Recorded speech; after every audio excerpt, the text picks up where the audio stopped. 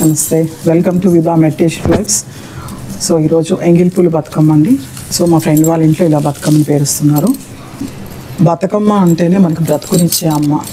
Telangana pride of Telangana అనమాట Bathukamma festival అంటే.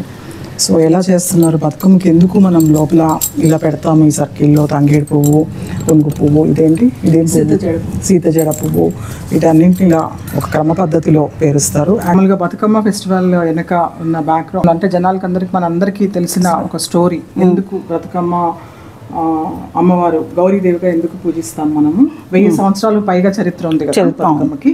So దాని గురించి చెప్పండి. పూర్వము ధర్మాంగుడు అనే రాజు ఉండేవాడు. అతనికి సత్యవతి అనే వైపు ఉండేదన్నమాట. వాళ్ళకి 100 మంది కుమారులు. ఒకసారి శత్రువులు యుద్ధం చేయడం వలన ఆ యుద్ధంలో 100 మంది కుమారులు చనిపోయారు. ఇంకా దంపతులు బాధతోటి ఉన్న ఆస్తులన్నీ ఇంకా పనిచేసేసి అడవికి వెళ్ళిపోయారు అనమాట. అడవికి వెళ్ళిపోయి తపస్సు చేసుకుంటే శ్రీ మహాలక్ష్మీదేవి ప్రత్యక్షమై మీకు ఏంటి, ఎందుకు తపస్సు చేసిన, ఏం కావాలని అడుగుతుంది. అడిగినప్పుడు దంపతులు ఏమంటే మీరే మాకు కూతురుగా పుట్టాలి, శ్రీ మహాలక్ష్మి అమ్మవారు మాకు కూతురుగా పుట్టాలి అని వరం కోరుకుంటారు. ఈ సంవత్సరం తిరిగేలోపు వాళ్ళకి శ్రీ మహాలక్ష్మి అమ్మవారే కూతురుగా పుడతారనమాట. వాళ్ళు అడవిలో ఋషులను పిలిచి ఆమెకి నామకరణం చేస్తారు. అయితే అప్పుడు ఏం పేరు పెట్టాలని ఆలోచిస్తే ఋషులు ఎల్లప్పుడు బతికి ఉండాలని చెప్పేసి, చల్లగా బతికి ఉండాలని చెప్పేసి బతుకమ్మ అని నామకరణం చేస్తారు. ఆ పాపకి బతుకమ్మ అని నామకరణం చేస్తారు. ఇంకా చేసి ఇంకా అలాగా అడవిలో ఇంకా మరి పువ్వులు అవన్నీ మనకి ఎక్కువ దొరుకుతాయి కాబట్టి వాళ్ళు బతుకమ్మకు ప్రతీకగా అక్కడ బతుకమ్మ పేరుస్తారు అనమాట. పేరు చేసి ఇంకా ఇప్పుడు పూలని అంటే ప్రకృతి సిద్ధంగా లభిస్తాయి కాబట్టి సహజమైన అంటే అది ప్రకృతి మాతకు సంబంధించిన పండగని అలా చేస్తారు. ఇంకా 9 రోజులు జరుపుకుంటాం మనం బతుకమ్మ పండుగ అనేది. ఆశ్వేజ మాసము అమావాస్య రోజు స్టార్ట్ చేస్తాము. 9 రోజులు జరుపుకుంటాము బతుకమ్మ. మొదటి రోజు ఎంగిలి పూల బతుకమ్మ అని చేసుకుంటాము. ఇంకా నైవేద్యం అంటే ఇంక ఈరోజు మామూలుగా ఏదైనా పెట్టుకోవచ్చు. ఇంకా 2వ రోజు అటుకుల బతుకమ్మ అంటాం. అటుకులు బెల్లము పలహారంగా తీసుకెళ్తాం అనమాట బతుకమ్మతో పాటు. 3వ రోజు ముద్దపప్పు బతుకమ్మ అంటే పప్పు బెల్లం అలాంటిది నైవేద్యం పెడతాం. 4వ రోజు నానబియ్యం బతుకమ్మ, పాలు బెల్లం నానబెట్టిన బియ్యం తోటి నైవేద్యం చేస్తాం. ఇంకా 5వ రోజు అట్ల బతుకమ్మ అంటే ఇంకా బియ్యాన్ని నానబెట్టి పిండి రూపి అట్లుగా పోసి నైవేద్యం పెడతాం.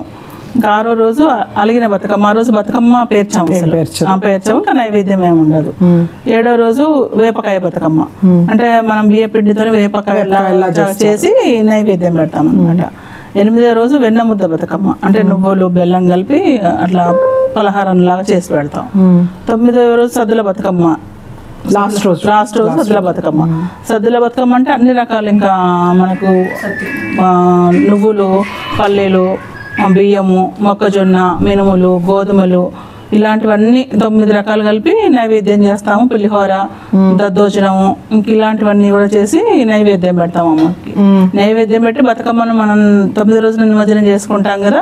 బతుకమ్మతో పాటు ఇవన్నీ కూడా తీసుకెళ్తాం, సర్ది కట్టుకొని తీసుకెళ్తాం అనమాట చెరువు దగ్గరికి. అక్కడ బతుకమ్మ ఆడిన తర్వాత బతుకమ్మ నిమజ్జనం చేసి తీసుకెళ్ళాయని అందరూ అక్కడ తీసుకెళ్ళిన సద్ది అంతా అందరు పలహారంగా భావించి తింటారనమాట. అక్కడ ప్రసాదంగా పంచిపెట్టి తీసుకుంటారు. మేమైతే దోసకాయ దీపం చేసి, అంటే దోసకాయ ఇష్టము, దోసకాయను దాన్ని దీపం లాగా చేసి ఆ దీపం పెట్టేసి దీపం అగరబత్తులు అన్ని పెట్టేసి చెరువులో నిమజ్జనం చేస్తాం అన్నమాట.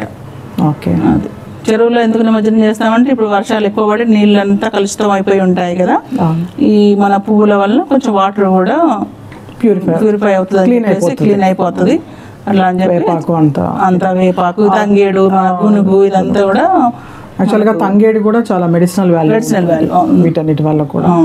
ఇంకా మనకు పెట్టే ప్రసాదాల వల్ల కూడా ఈ వర్షాకాలంలో ఏవైతే వస్తాయో వాటన్నిటి నుంచి తట్టుకోవడానికి నువ్వులు కాల్షియం కదా, వాటన్నిటి వల్ల కూడా మనకి హెల్త్ పరమైన బెనిఫిట్స్ ఉంటుంది కాబట్టి మనం ఓకే బతుకమ్మ తల్లిని ఇలా అందంగా బ్యూటిఫుల్గా మన సాంప్రదాయబద్ధంగా తెలంగాణ ఆడపడుచుల సాంప్రదాయానికి ప్రతీకగా నిలుస్తుంది బతుకమ్మ పండగ. సో ఇలా బ్యూటిఫుల్గా అంతా కలర్ఫుల్గా వైబ్రెంట్గా డెకరేట్ చేశారండి. పైన గుమ్మడి పూలు కదా, గుమ్మడి పూలు ఇక్కడ లక్ష్మీ స్వరూపంగా భావిస్తారు.